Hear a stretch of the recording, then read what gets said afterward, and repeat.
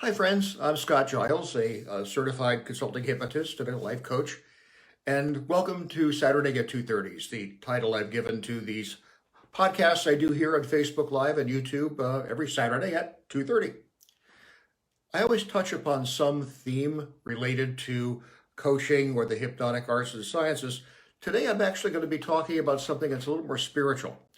I want to talk about prayer. And this may not be what you think. I don't have a pious understanding of prayer. I have a more psychological one. Now, the definition of prayer is pretty straightforward. It's seeking to activate a state of rapport between yourself and an object of veneration or worship. Prayer can be formal in the sense that it's something you read out of a book. It can be informal, something you just sort of make it up as you go along. Spiritual directors call that simple prayer. It can even be an arrow prayer. An arrow prayer is when you just fire off a short prayer, like, God, I hope I win the lottery today. That would be an arrow prayer. Prayer can be thanksgiving. It can be praise. It can be an intercession, asking God to do something, to make a change in the world. But this definition is really quite incomplete. In religious anthropology, prayer actually serves a much larger function. For example, Buddhists pray, and yet Buddhism is an atheistic religion. The Buddha is not understood as a supernatural being. There is no Buddhist God. But they pray all the time. They pray to Buddha, they pray to the ancestors. It's a way of expressing, kind of a form of expressive poetry. They're giving rise to the language from their heart, of their emotions, because it feels right to do that. Now, there is a dark side to prayer. I do want to cover that in this broadcast.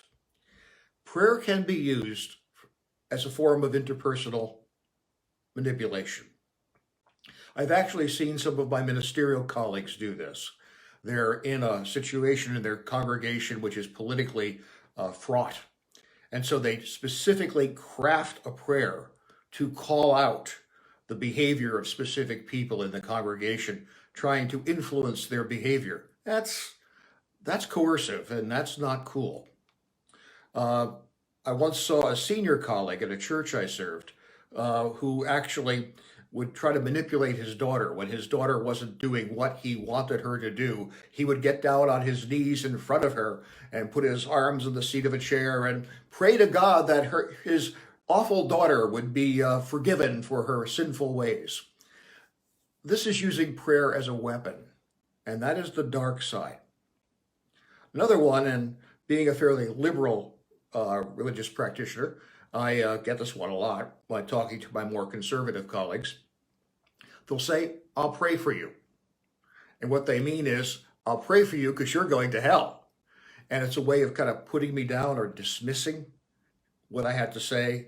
And this, unfortunately, is all too common. Now, the thing about prayer that has always made me ponder it comes out of the work of Ralph Waldo Emerson, a famous American writer who was also a minister of my own denomination. Emerson had what he called the sin of prayer. He believed that the goal of being a functioning adult in society was self-reliance. That is, the ability to depend on oneself. To seek to shore up that kind of independence by leaning on a supernatural power was to betray that independence. Now, Emerson thought that poetry is fine, the language of the heart. He wrote poetry, in fact. He thought meditation was perfectly appropriate and something that everyone should do. But prayer as a way of asking for favors, he thought was out of bounds. He felt it would lead to a state of psychological dependency, an attempt to kind of negotiate a trade agreement with God. A reliance on a higher power to carry out one's own responsibilities was not cool, according to Emerson. And he contrasted the corrupt prayers of the majority of people to what he called the self-fulfilling prayer of the people who got it right. And these people, he believed, truly did find peace in their prayer. I'm going to read the quotation. He writes that he will then see prayer in all action, the prayer of the farmer kneeling in his field to weed it, the prayer of the rower kneeling with the stroke of his oar, are true prayers heard throughout nature. What he means by that is that when one is in compliance with one's own true nature, one will observe prayer in everything you do. That is, every action done mindfully is really prayer. A healthy form of prayer. Now, Emerson gets a little harsh with all of this. But I think he does have a point that an awful lot of people treat prayer as if it were magic, a trade agreement with a higher power. I see this sometimes in my work with cancer patients who, distraught that things aren't going the way they want, will say, but I prayed the proper prayers. Why doesn't God answer my prayer? To which I guess the only response is, sometimes the answer to prayer is no. But trying to use prayer as if it were black magic to cause change in the world is a very, very problematic thing. And Emerson's got it right there. Now, meditation is an effective way to come into contact with the deeper self. Poetry is a great way to express the song and longing of the emotions. Prayer is just a poetic structure for that kind of expression. But it could be more too, and this is where I think Emerson goes wrong. It can be a form of family or civic bonding. It can be an artistic act. Now, I've trained in Oriental martial arts, and sometimes in those cultures, people will get up along a riverbank or the seashore, and they have a boat that they put a little note on with a prayer, something they hope for, usually some blessing to themselves or for other people, and they send this boat out into the water to whatever larger power wants to receive it. Again, that's not an act of emotional laziness, a trade agreement with God. It's a form of poetic expression that nurtures the inner self. But Emerson is spot on, when people use prayer to be manipulative or insulting. And also, I think he's spot on when people use prayer with the intent of avoiding taking personal responsibility for things that are in fact their personal responsibilities. Sometimes we see this in the 12-step movements where they say, let go and let God. Now, what they mean by that, and which is healthy, is don't try to over-control things, because there's a heck of a lot in our life that's outside of our control. And if you try to control that, you're just dooming yourself to frustration and failure. On the other hand, I've seen some people use it. I've encountered them who are just trying to delegate to God things that are really their personal responsibilities.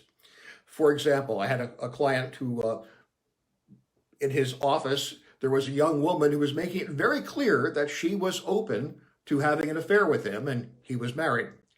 And so he said, well, I'm just going to have to let go and let God on this one and see what happens. Well, wait a minute. And by the way, he did go and have the affair. There are some forms of advice no one ever takes. But this saying this is justified because I let go and let God is nonsense. He's screwing around is what he's doing, and trying to kind of blame God for that by saying, I put it in God's hands and this is what happened. It's not okay to use a prayer to be a bad partner, a bad parent, or a bad anything else, because God wanted you to do that. So that's what I have to say about prayer. It is a wonderful form of poetic expression. Meditation's immensely valuable. It can be a beautiful and bonding thing, but it's got a darker side. Manipulation, a form of dismissing others, certainly are darker sides. And if you let yourself start magical thinking that you can somehow delegate to God things that you should be taking care of yourself, that's dangerous. Hey, thank you for tuning in, and I will be back next week talking about something else. And as always, if I can be of help to you, please feel free to reach out through my website or my Patreon channel. And If you're watching this on YouTube, please be sure to subscribe, like, and share.